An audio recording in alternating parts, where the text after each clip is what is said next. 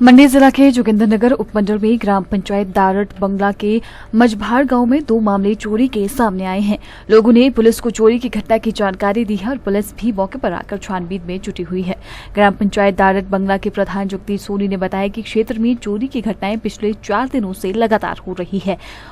चोर उन्हीं घरों में चोरी की घटना को अंजाम देते हैं जहां परिवार का कोई भी सदस्य घर में मौजूद न हो। उन्होंने बताया कि चोरों ने मझभाड़ की बीना देवी पत्नी होशियार के घर में चोरी की वारदात को अंजाम देते हुए 2 लाख के गहनों पर हाथ साफ कर दिया, जबकि दूसरी वारदात के तहत चोरों ने विजय कुमार के घर की ग्रिल तोड़कर घर में घुसकर अंदर सभी अलमारी व बेड बॉक्स को तोड़कर करीब 1 लाख रुपए के गहनों को चुरा लिया। उस समय घर में कोई भी मौजूद नहीं था। ये चोरियां जो हैं ये 4 दिन से लगातार हो रही हैं और उन घरों में हो रही हैं जहाँ के लोग कोई भी नहीं होता है जी। बाहर रहते हैं, कोई कुल्लू में है, कोई चंडीगढ़ में है। वो एक जगह तो ऐसा हुआ कि वहाँ तो साथ में सोई हुई थी लेडीज़, लेकिन दूसरे कमरे में वहाँ कोई नहीं सोया था, वहाँ भी चोरी हो गई। तो ये चोरियाँ तो बहुत हो रही हैं और जगह भी हो रही हैं अब, लेकिन यहाँ मझभाड़ में तो 4 हो गई जी चोरियाँ।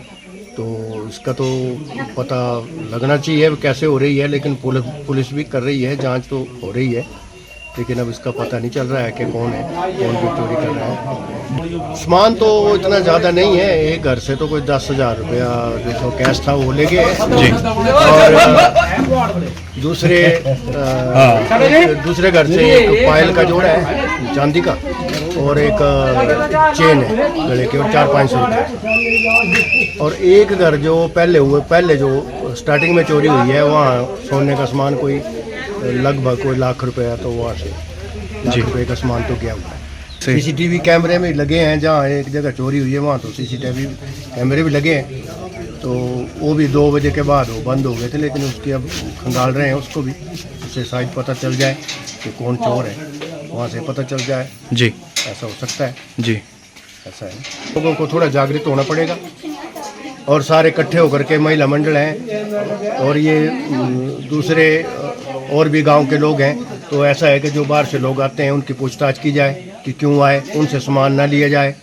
ऐसे लोग ले लेते हैं सामान, बैठा लेते हैं अपने घरों में, तो उनको ना बिठाया जाए और उनको पूछा जाए कि आपके पास एंट्री है पुलिस की नहीं है। लोगों का कहना है कि उनके गांव में 5 जुलाई से चोरी की वारदातें हो रही है। भारी बारिश का फायदा उठाकर चोर चोरी कर रहे हैं। बेरोजगार युवा, नशेड़ी युवाओं का हाथ इस चोरी की घटना में हो सकता है।